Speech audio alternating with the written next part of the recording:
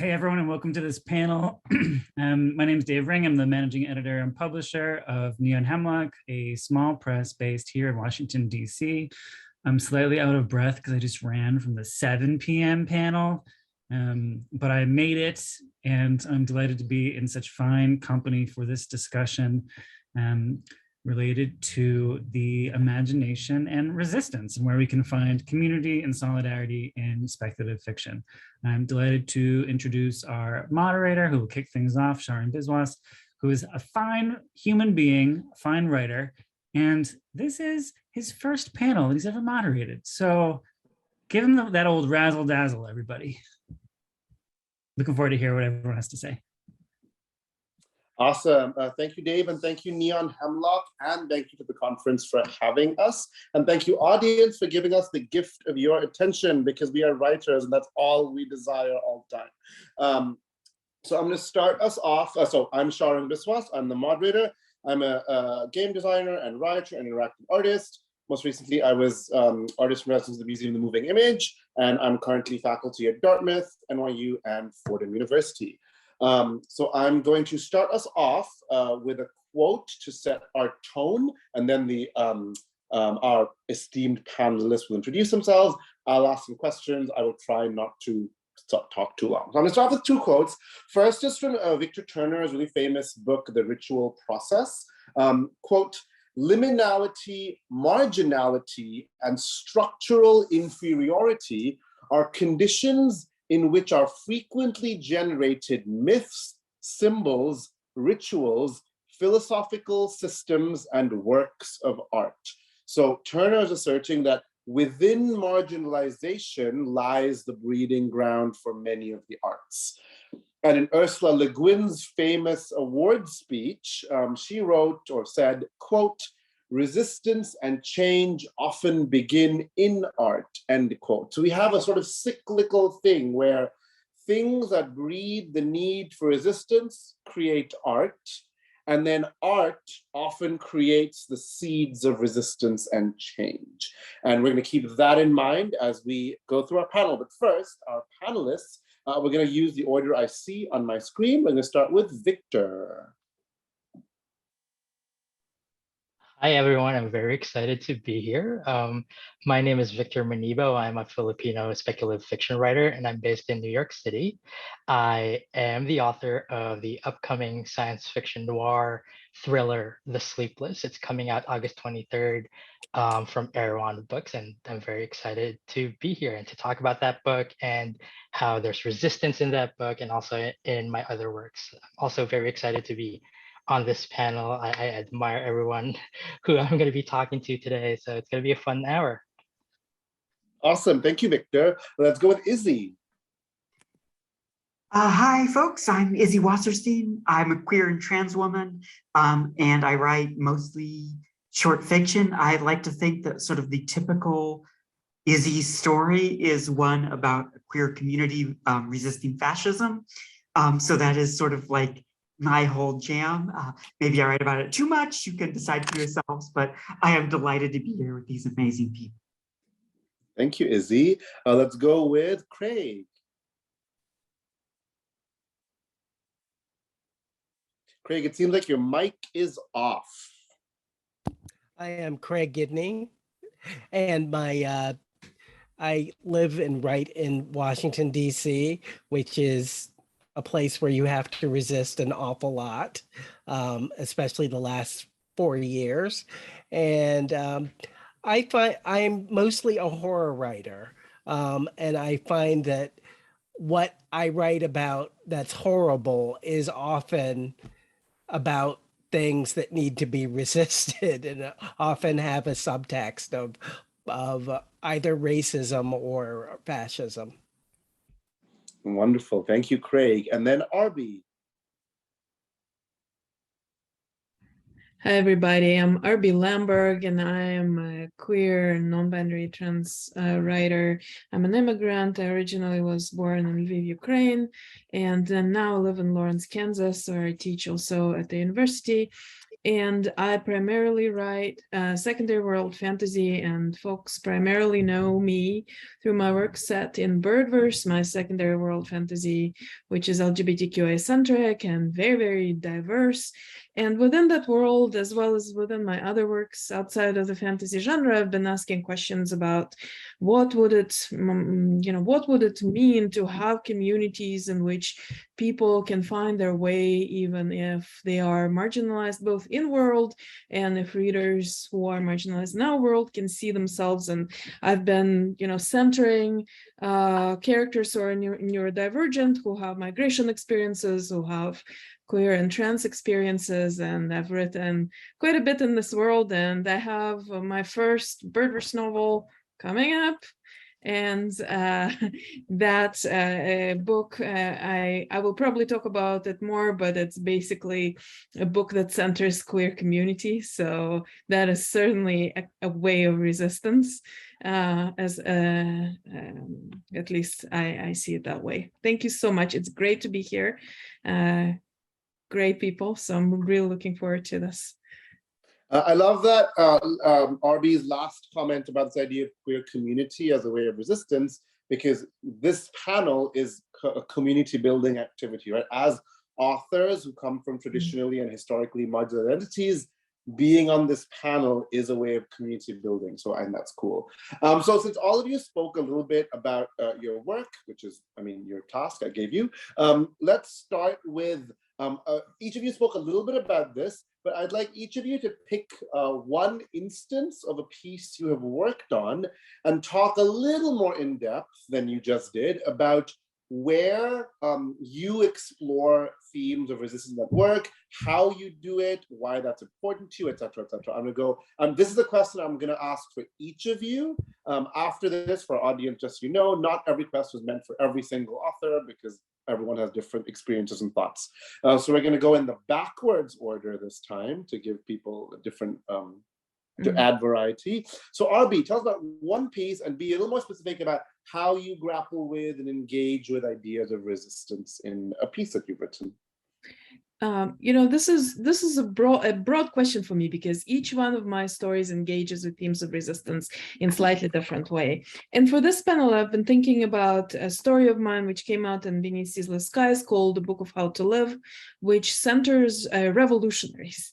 And it has this woman, Efronia, who does not have any magic, and without any magic, she's trying to get accepted into a university which do not traditionally accept people with no magic. She's extremely good at what she does. She's an engineer, an artificer, and at first she gets accepted, and then she discovers that all it does for her is that she's being exploited. She's exploited within the university setting. And so I've obviously, as an academic, I've been thinking about adjunct labor and all of the labor of graduate students that gets exploited within these universities, which promise people some kind of resolution and better life, and in fact almost never deliver on that promise. And that especially hurts people who are traditionally marginalized. Efronia is neurodivergent. She's autistic, like many of my characters. And within, communities of neurodivergent people, we often think about how we're betrayed by promises, which people who make those promises know that they will never make good on the promises. But the people who hear the promises believe the promises, because they, for many, many reasons, structural oppression is number one, want to trust the system, and the system is set up to betray.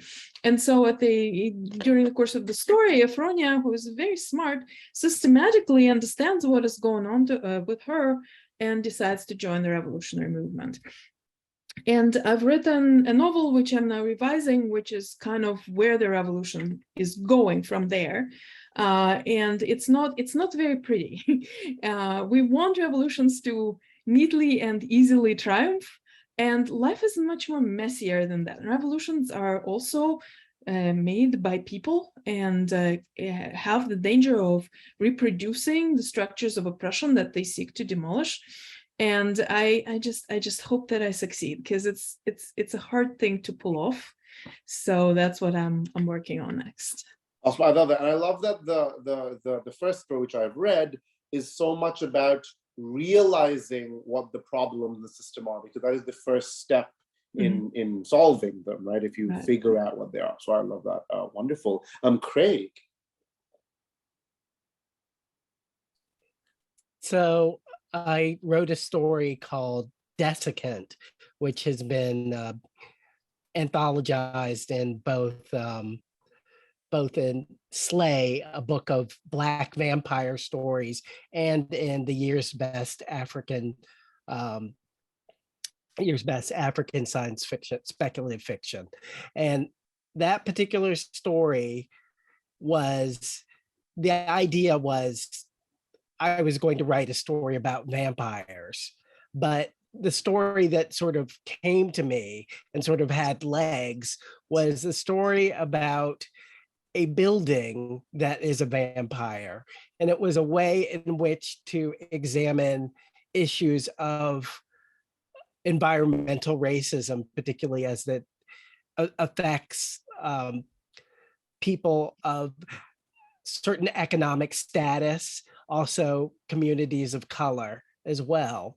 I also decided to make the character trans. And so this character is a Black trans woman who also, her chosen name is Tituba, after the witch of Salem, because she sees sort of, being an outcast and also being strong are two different things.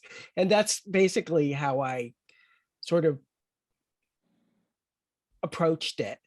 My novel, A Spectral Hue, is mostly about community and finding community. And in that particular novel, I tried to sort of take down the idea of possession, as take it away from being someone, an evil spirit possessing you and cursing and all that, and showing that in many other traditions, particularly non-Western traditions, possession is a good thing. It's how you get closer to the divine. Those are two places that I've worked with. Love that. I love the first short story example you gave, because it really underscores the idea that these forces can affect us in ways we don't often think they affect us, like the environment itself, where we are placed, things like that. And that's really interesting. Izzy. Yeah. I struggled a little bit to decide what to answer this, because I counted in my upcoming short story collection, and like at least 10 of the 14 stories fit this bill really directly. So I wasn't quite sure to begin, but I think I'll talk a little bit about the novelette that closes the book, Shadows of the Hungry, the Broken, the Transformed, which arose for me out of thinking a lot about like what it means that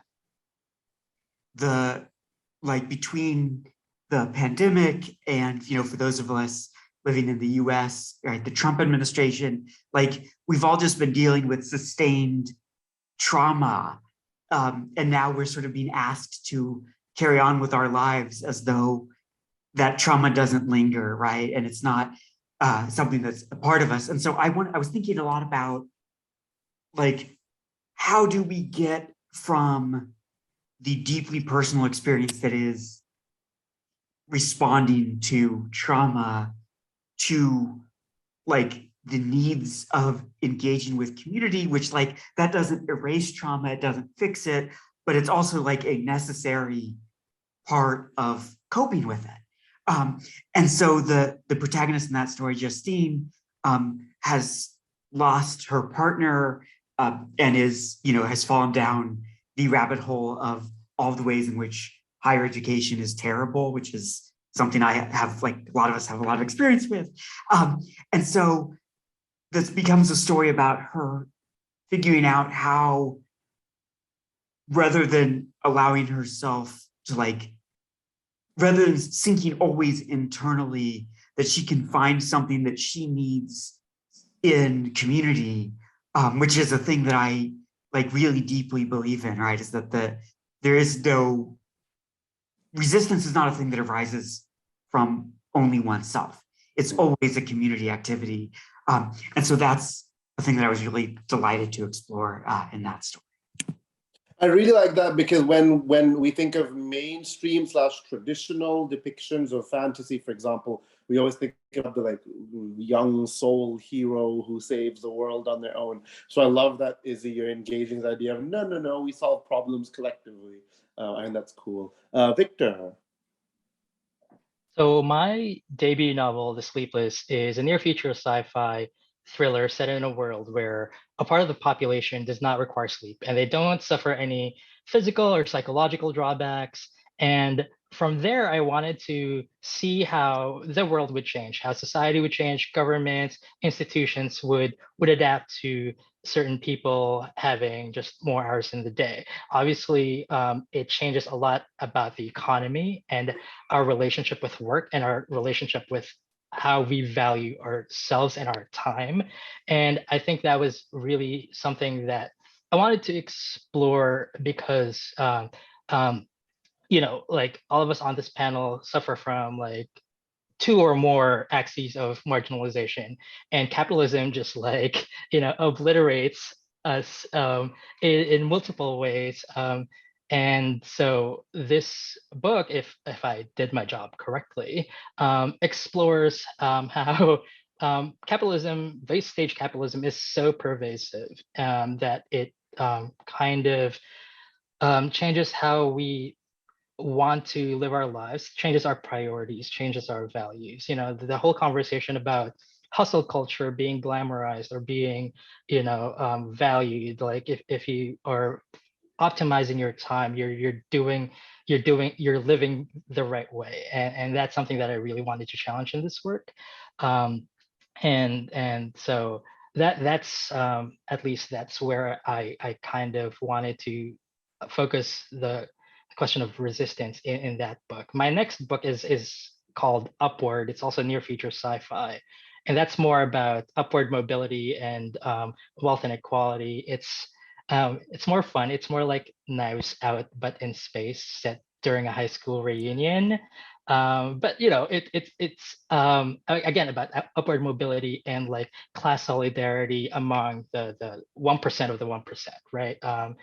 Class solidarity is something that really kind of calcifies the structures that we have, and I wanted to challenge that in at least in that book, in a fun murder mystery setting on a space station. I like that because The Sleepless is the kind of like quintessential example of when science fiction tackles society, right? Ask the question, if one thing is different, how will society change? And then we look at that to be like, well, now what is society like if that thing isn't different? So I think that's really interesting. So thank you. So all of us have a little bit of experience in exploring these themes, and from now on, I'm hoping our conversation will be a bit more flowy, because I want to start with each person talk about one thing. And I want to start our discussion with this question, because we are artists, right? We make art.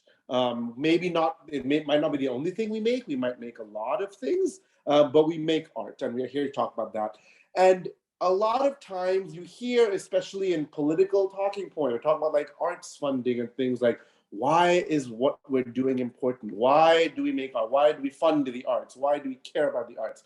So my question for us all to ponder together is, how does speculative fiction, be it horror, slipstream, fantasy, epic fantasy, all kinds of things, how does speculative fiction work to advance, to spread these ideas of resistance, of community understanding, of standing up to oppression? How does this work? Because someone might be like, oh, we're just writing stories about lasers and stories about fairies, or all the kinds of fairies in all the senses. So what do we think? How does speculative fiction function in helping do this work?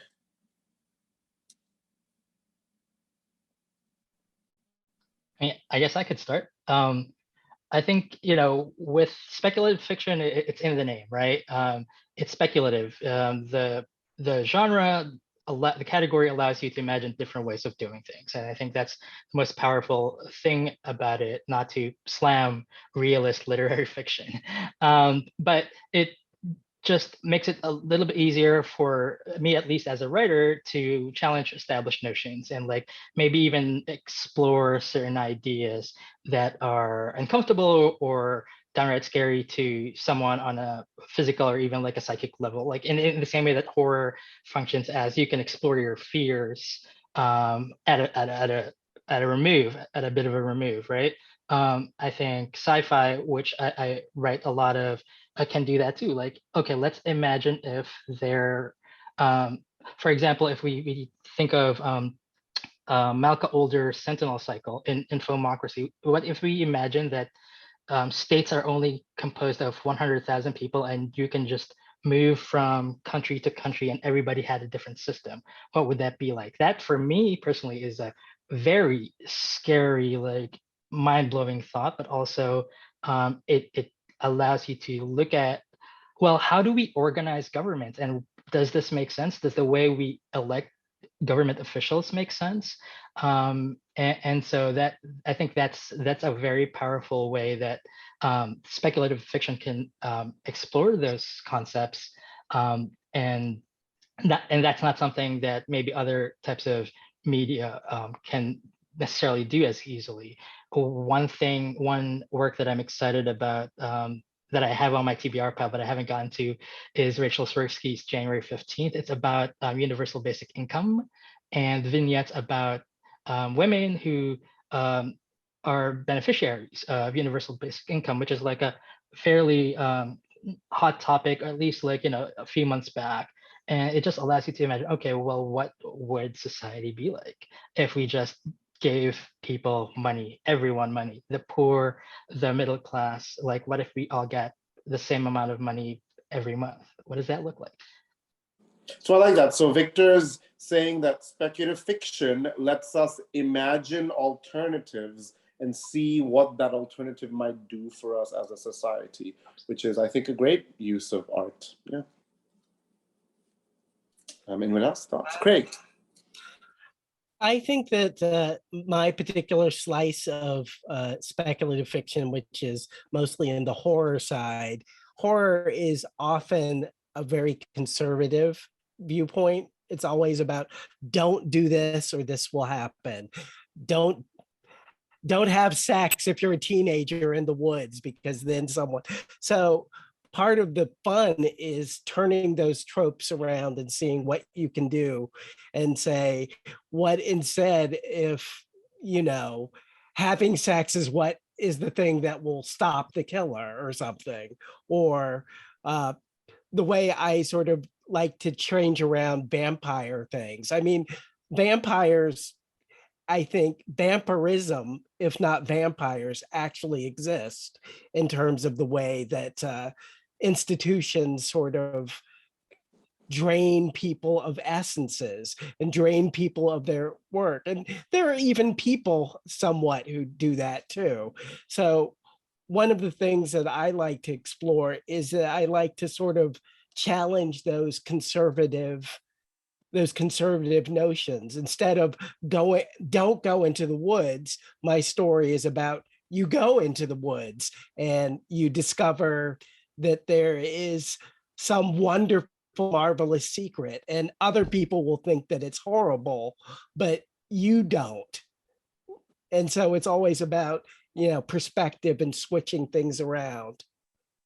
I love that. So Craig saying speculative fiction allows us to switch perspectives and question conservative ideas that we get. And I like what Craig's hinting at, often from old stories, because horror story, a lot of folk tales are horror stories, and many of them are telling us, don't do this thing. And through speculative fiction, we can question those don'ts. I think that's really interesting.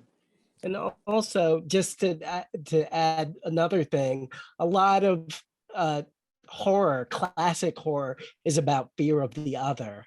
And when you have the other start writing, then things get really crazy. I was on a panel with a bunch of other Black and African descended authors at Necronomicon. And we all collectively decided that the main fear that Lovecraft had, that the world doesn't care about us and it's an uncaring place. It's just like, that's just Tuesday to us. So we have to dig down deep and figure out what actually is scary. Yeah, I love this question. I love those answers. That the Lovecraft point is great. Yeah, I love that. Thank you. I'm thinking about that same. I think it's the same Le Guin speech that you read from earlier, like talking about how capitalism seems inescapable now, but once so did the divine right of kings, right? So I really think that speculative fiction has something to offer in. Like, it is very hard to work for a future that you can't imagine, especially because, right, like I'm really influenced by Ta-Nehisi Coates' observation that like resistance rarely bears fruit on the time scale of our lifetimes. That we have to be comfortable working for a future that we may never get to see, right? Like, I think about that a lot with climate change, right? That like, if we're able to mobilize meaningfully against the worst aspects of climate change, it's going to be, right, the people who are going to benefit most from that will be around after I'm gone. So I do think there's value there. But I also think that there's some caution that is worth having when one thinks about the benefits for resistance of speculative fiction. And I will call myself out here, right? Because I love writing about these things. But I also I think writing has a role to play in resistance, and speculative fiction has a role to play in resistance. But writing about resistance isn't resistance.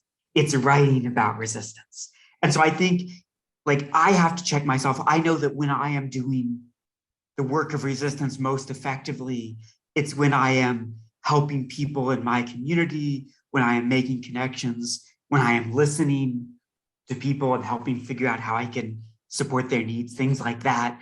And those are things that fiction has helped me think about how best to do. But when I'm writing, I'm not doing those other things, right? Which is not to say that the writing is not worthwhile. And I'm not trying to call anyone but myself out with that. It's just a thing I know about myself, is that I need to not make the mistake of confusing writing with activism.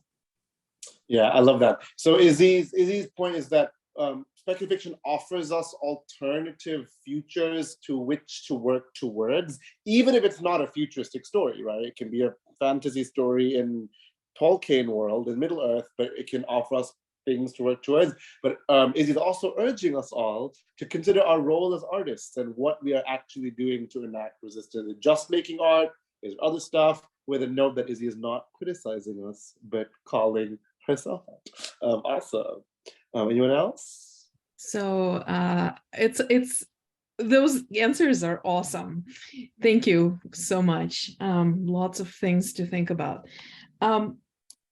I see speculative fiction as just really diverse and doing many, many things, and not just one thing. And one of the things that it's doing is modeling societies and modeling influences of technology and big changes, wars on both individuals and groups. And there's something really visceral and something really ancient about the impulse to invent things which are not easily observable in our world. I mean, we go back to Turner and Turner's point about myth, which, he wrote about rites of passage through the gaze of myth, right? Why do we need to think about monsters and things happening in woods and in deserts when people go on a quest to, go through some kind of societal transition from childhood to adulthood, or, during childbirth or whatever? And all of it generates narratives, and often these stories are mythic in nature. So I see speculative fiction as filling that that need, which is almost, like we're talking about some kind of, cognitive categories. The need for imagination that we all have is fulfilled by storytelling with an element of myth, horror, science fiction, etc. But I also want to say that for me, specfic was life-saving in many, many cases where I found myself alone, not knowing words for who I was, without any community or support. Ursula Le Guin is a good example and a good reason why I started learning English when I started learning it, just because, and now I'm working on writing how she was not translated into Russian and other languages because they didn't want to translate feminist works. And so Octavia Butler, for example, was not translated into Russian until like 2003 or something like this. Like there's like a systematic repression, and I'm writing about this because I'm just obsessed with this idea. It's like, why translate Asimov and Heinlein but not translate Ursula K. Le Guin or Octavia Butler? And it had to do with these voices were not allowed to be heard. And also a lot of science fiction in the Soviet times was published in samizdat and circulated from hand to hand, because it was an act of resistance to write those books, and it was an act of resistance to read those books. And when we're thinking about is writing resistance, I think it's a really complex question, and I absolutely agree with Izzy that it cannot take the place of resistance that we do in community. But I also think that it serves an important role in survival and modeling community and providing us with hope for finding community even when we don't have community currently or don't know what it might look like. And survival is resistance for those of us who are, society does not maybe want us to be visible or alive at all. And so I think the work that specfic can do in modeling and providing avenues for all kinds of resistance is really powerful.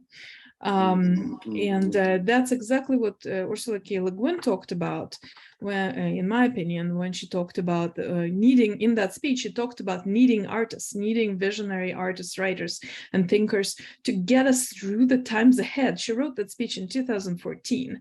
We're in 22 and things look much more grim, and it's just been 8 years.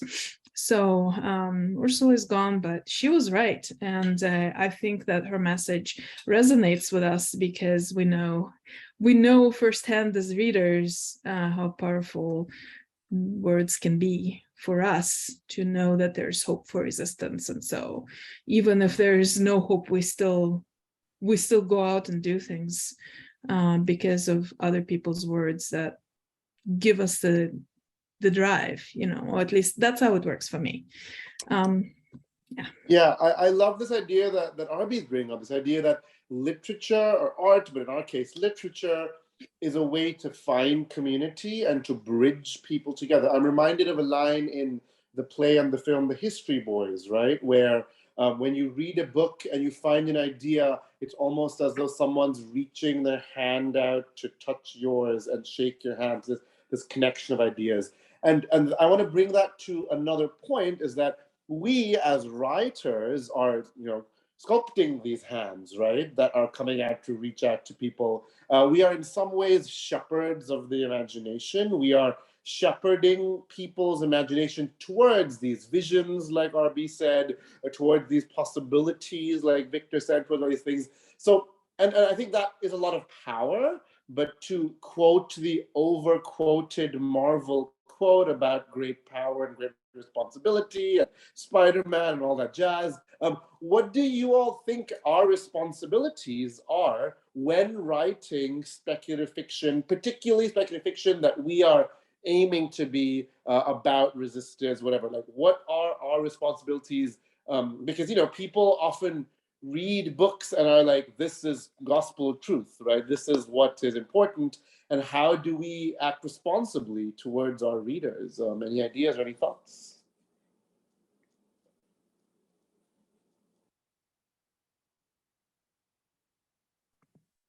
I think for me, one element of it is sort of engaging, like looking back with and engaging with one's own work, and understanding that that's like a process.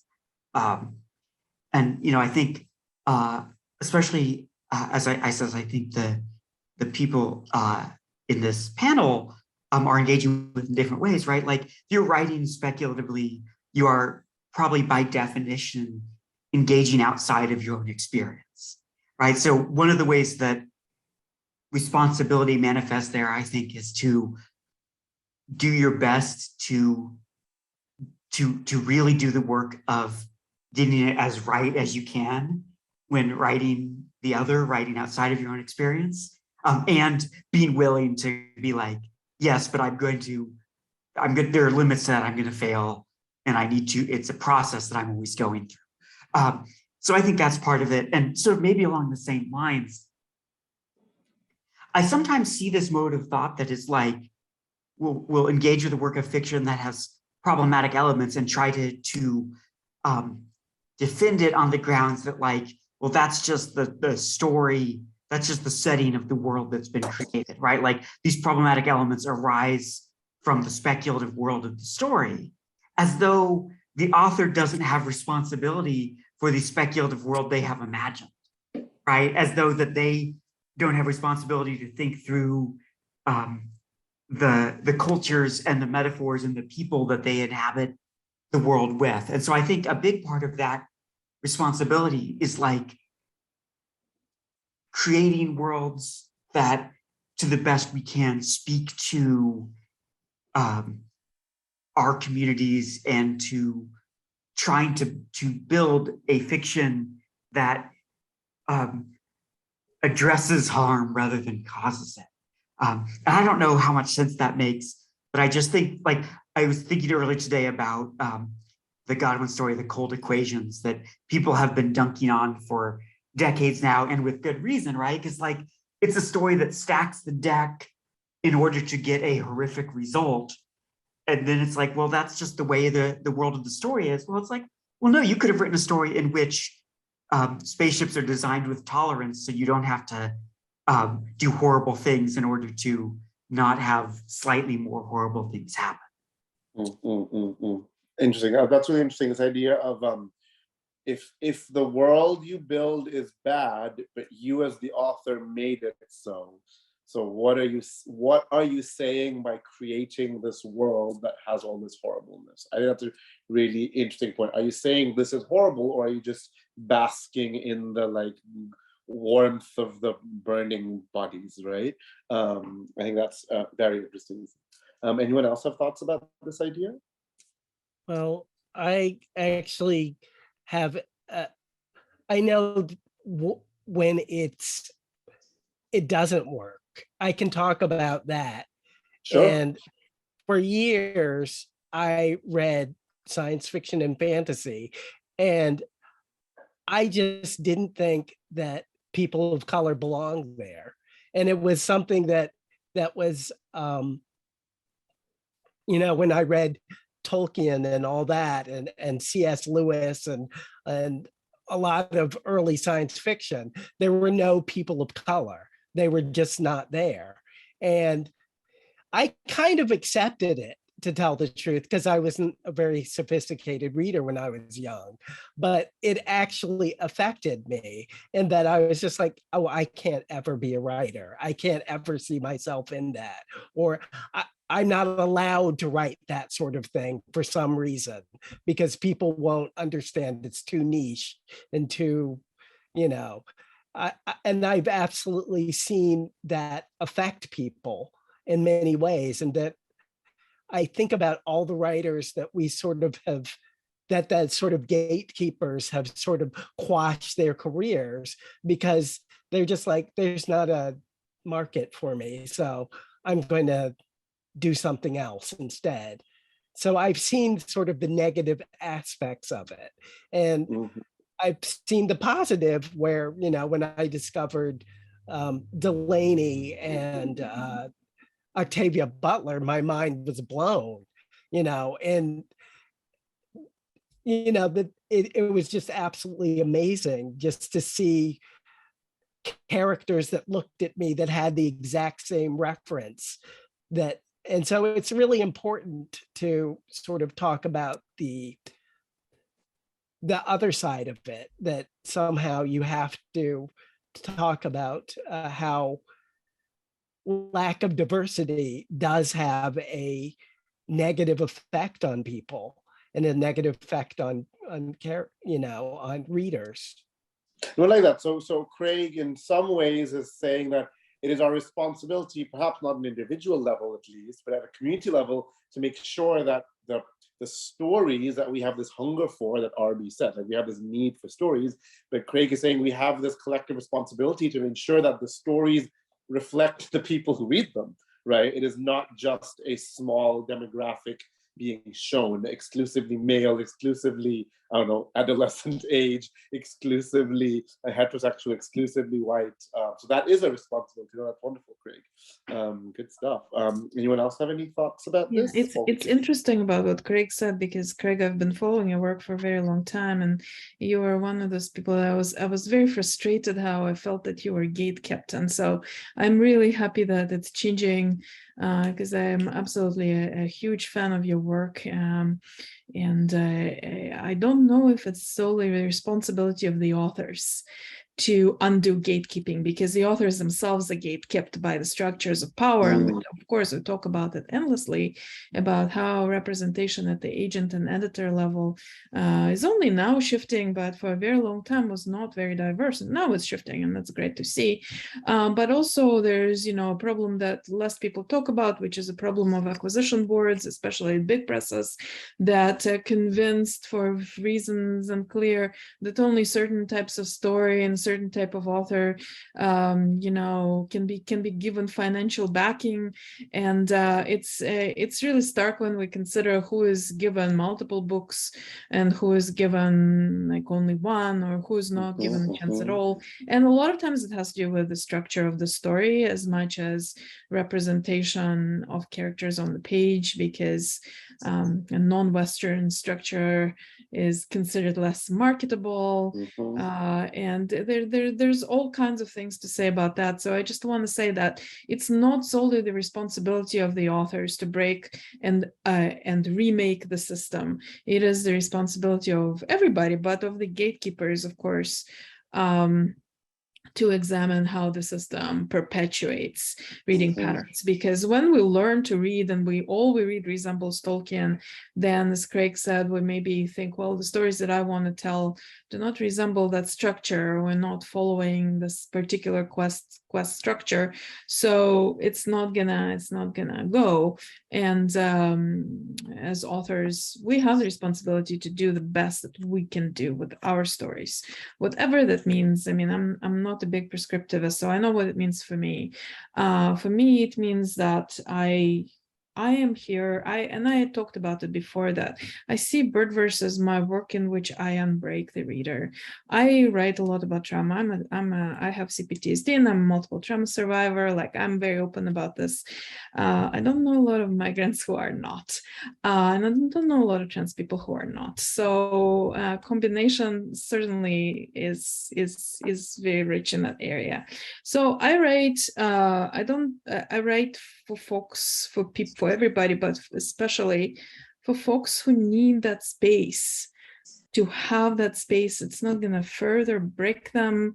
So my responsibility is to tell these stories that are going to hold the reader, and not just like, oh, I'm just going to like completely destroy you by the end of the book and you're going to be completely destroyed. That's not what I want in my storytelling. But I respect and I read the books of people who do that. And have very harsh and very, how to say this, endings that are very heartbreaking and difficult, and ask the hard questions, but don't provide the scaffolding. But that's not what I'm here to do. My stories do not pull punches, but at the same time, they're there to unbreak. They're there with sometimes more overt and sometimes more covert desire for healing. For healing that happens in communities, that happens among people who support each other, that happens through individual growth, as well as individual breathing and understanding that you too deserve a space to be and just be.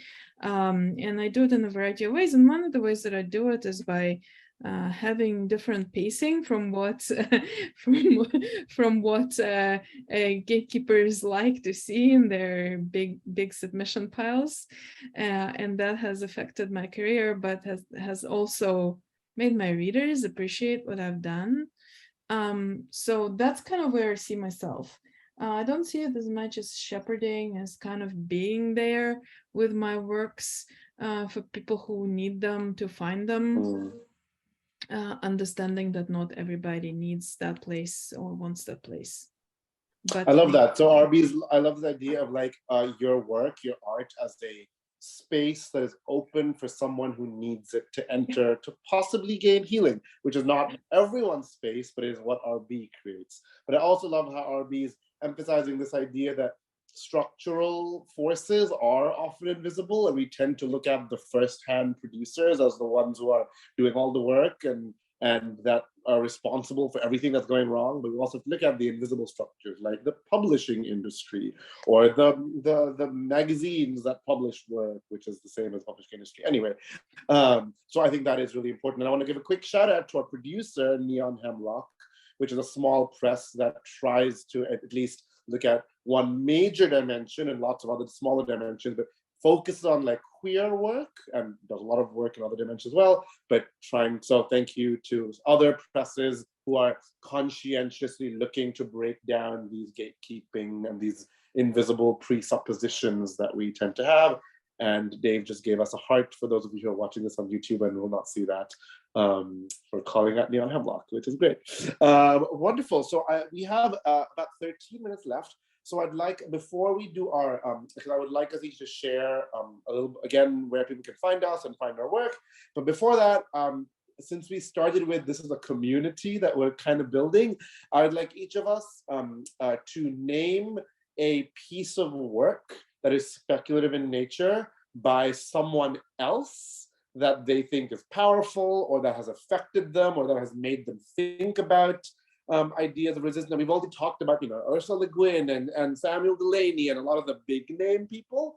But if each of us can just pick one personally that this book, I would let's open it up if you want to do movies and things as long as speculative storytelling in general. It can be, I don't know, Welcome to Night Vale even. Any speculative storytelling that has made them think about these issues before. And I'm not going to call out, whoever would like to start can start.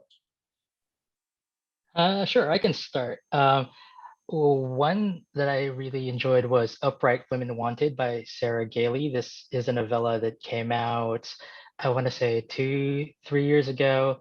I read it at the head of the pandemic, so I think 2020. Anyway, it is kind of an alt history set in a world that's styled after the American West, frontierland. We have basically a resistance force made up of librarians on horseback who fight this homophobic, misogynistic, fascistic government, and they do a lot of spy work. They do a lot of shooting guns and riding horses. I think it was a really gripping story of resistance told in a very compact way, because it really touched on a lot of things that matter to me personally. It talks about censorship in the media, which is a main plot point. These librarians are trying to preserve knowledge that the higher ups deem harmful, and this is something that's happening even now, and something that we as writers, as a literary community, have to be aware of and have to fight back in various other states. And so, yeah, I highly recommend Upright Women Wanted. Very timely right now. And also librarians on horseback, amazing. Thank you, Victor. So I'm going to quickly recommend two works which I consider kind of explore similar themes. They're very different. One is Sanctuary by Andy Buchanan, which is about a bunch of neurodivergent people in a haunted house, which is just great. And the other is Ada Hoffman's series but especially their second book, The Fallen. The first book is The Outside, and the second book, The Fallen, which is kind of like a space opera, cosmic horror, kind of great stuff, but also has a group of people who are neurodivergent and gender diverse in many ways. And so both of those works in very different ways highlight kind of the community of care that people create when there's, found family, when there's nobody else but each other, to support each other on the axis, many axes, but disability and neurodivergence and queerness. And I just feel that those works are so important because they showcase, for me at least, the possibility of finding a found family in a world that is often can be really cruel and erasing. And I think that is definitely a theme of resistance that a lot of us find. And of course, Izzy has written about this very powerfully in her works, which you can find in her upcoming collection, All the Hometowns You Can't Stay Away From Neon Hemlock.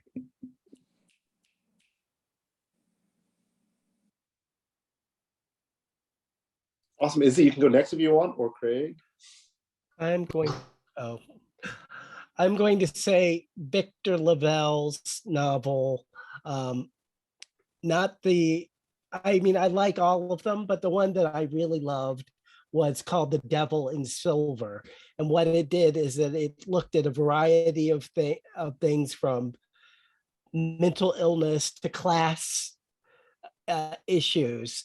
And it's one of these, could be speculative, could not be one of these novels. And it's basically set in a psych ward. And the hero is a blue collar. I'm not even sure that he's racially ambiguous. And apparently there's this character, it's sort of like a haunted asylum story, but it also engages with the entire issue of how people mistreat people who have mental disabilities and mental illness. And it does it in just an absolutely wonderful way. So The Devil in Silver by Victor LaValle. Thank you, Craig. And Izzy. I'm going to be obnoxious. So I'll try to do it quickly because I'm going to name 3 different things here. I could not decide. I'm going to start with Arby's novella, The Four Profound Weaves, which is a story of resistance and trans elders and a lot of other powerful things, and did more to sustain me during the first year of the pandemic than anything else. And I don't know how I would have got through without it. Strongly recommended. I adore Sophie Scimitar's The Story of the Ogres of East Africa, which is a few years old now, but is amazing, and taught me a lot about craft and about telling stories of resistance, and especially telling stories about resistance when you're something of an outsider coming into a community and realizing that you're part of the problem in some way, which was really important to me. And N.K. Jemison's Broken Earth trilogy, about which doesn't need my endorsement, and there's way too much to say, but the thing that really stuck with me about that was like its willingness to think about community and resistance and let its characters be messy and problematic and people, and not have to have them be like perfect upstanding citizens in order to have a right to exist and resist. I love that. I love that. Awesome. Well, thank you so much to our esteemed panelists and to Neon Hemlock for putting this together for our conference. We're going to go around and do a final send-off, maybe where people can find us on social media, if we would like people to find us on social media, because not everyone wants that. And one upcoming piece, because all of us have lots of things going on, one upcoming project that we would like our audience, again, who's giving us the gift of their attention, so thank you so much, one upcoming piece that our audience might be interested in. So I'll start calling out. Let's start with Victor. Hi, thanks again, everyone, for being on this panel with me, and for everyone watching. This was so much fun. My name again is Victor Manibo, and that's where you can find me online. Just my first name and last name. That's Twitter, Instagram, TikTok, Facebook at Victor Manibo. And I am, of course, plugging my debut novel coming out August 23rd from Erewhon Books. It's called The Sleepless Near Future Sci-Fi Locked Room Murder Mystery. It's got a lot of good stuff in it. It's also very, very queer. The lead is also Filipino. So it's like, you know, all these like points of resistance and axes of marginalization that we talked about today. They're all in there. They're all fun. And it's all against like a giant corporation that's more like Amazon and Google. So, you know, good stuff. Check it out.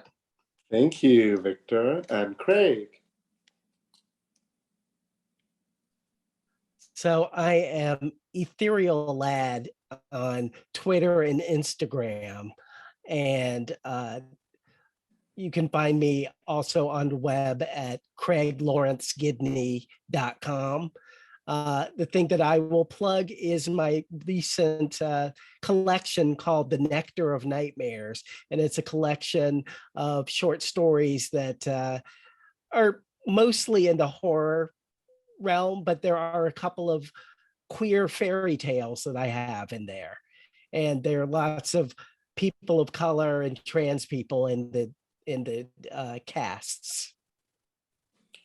Lovely. Arby.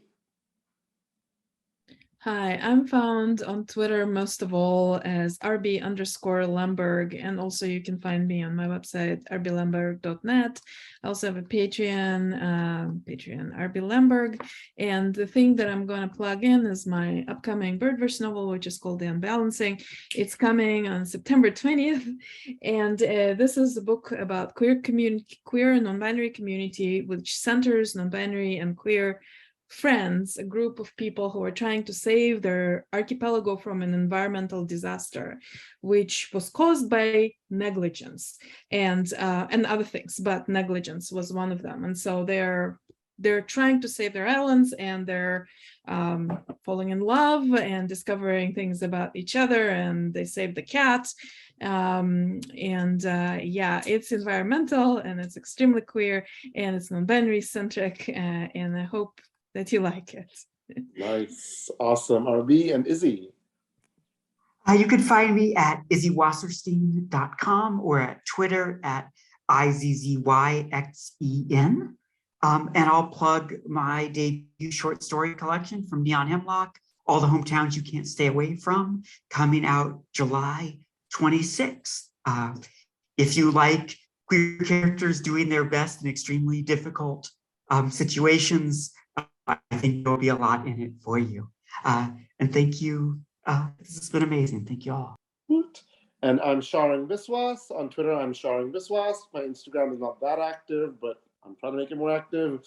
And I'm in the upcoming We're Here Best Queer Speculative Fiction Anthology for 2021. My story, Sutek, A Breath of Spring, is in there. And by getting that, you are supporting a number of queer writers. So support that if you are able. Thank you again. Thank you to all the panelists for being amazing. Thank you to Neon Hemlock and Dave. And thank you to our amazing session hosts. Woo. Thank you, Sharon. Yay. Thank you, Sharon. This was great. Thank you. Thank you, everyone.